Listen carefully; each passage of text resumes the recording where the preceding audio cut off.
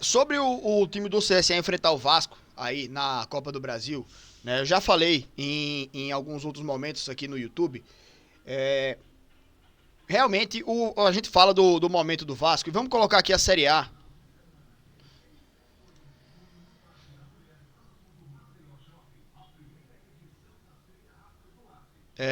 O time do Vasco ó, tá aqui na 15ª colocação, certo? 15º colocado o time do Vasco, 10 pontos, mesma pontuação do Fortaleza. Então, falando de dificuldade, tá, do confronto, claro que existe. O time do Vasco é um time grande, é um time que tem poder de investimento, é um time que tem visibilidade, é um time que tem força. E é um time que tá na Série A, né? Comparando o time do CSA, tá na Série C, pô.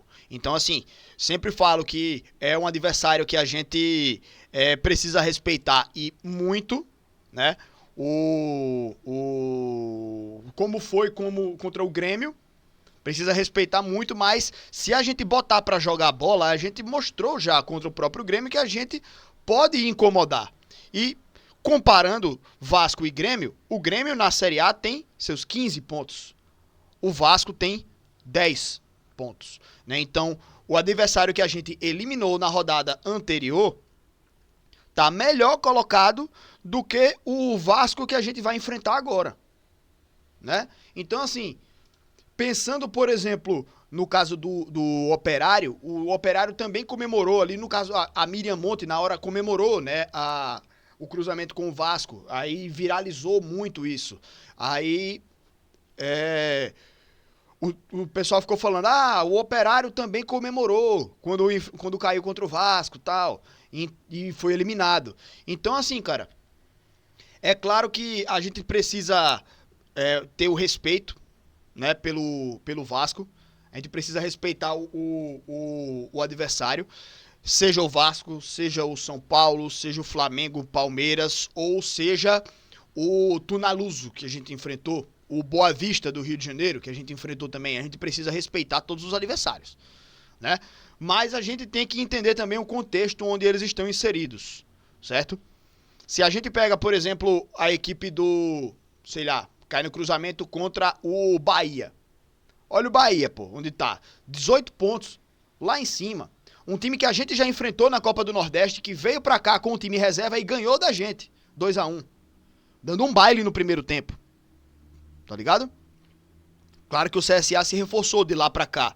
Melhorou o time, né? Então, tem também esse ponto. Mas que o Bahia seria bem favorito contra o time do CSA. Aí, quando a gente cai contra o Vasco, cara, a gente vê um time do Vasco que ele não engata, ele no Brasileirão tem 11 jogos, 7 derrotas. Se classificou na última rodada da Sul-Americana, perdendo para o Puerto Cabelo, que é o rival da cidade de Porto Calvo aqui, né? O Puerto Cabelo. Eu vou ver essa piada, meu pai soltou essa piada aí. Eu achei sensacional. Mas enfim, o Vasco tomou uma lapada do Puerto Cabelo, né? E se classificou com muita dificuldade na Sul-Americana. Então, bicho, eu não acho desrespeitoso de forma alguma, né? Como alguns têm falado, né? Que a gente tá desrespeitando o Vasco. Eu não acho desrespeitoso de forma alguma. A gente entender o contexto que o Vasco tá hoje, que é um time que não tá bem colocado lá no Campeonato Brasileiro, né? Então, que tá pior colocado do que o nosso adversário anterior, que é o Grêmio. Então, a gente pensando em classificação, em duelar, disputar, claro que a gente vai entender que a gente tem poder de fogo para disputar contra a equipe do Vasco.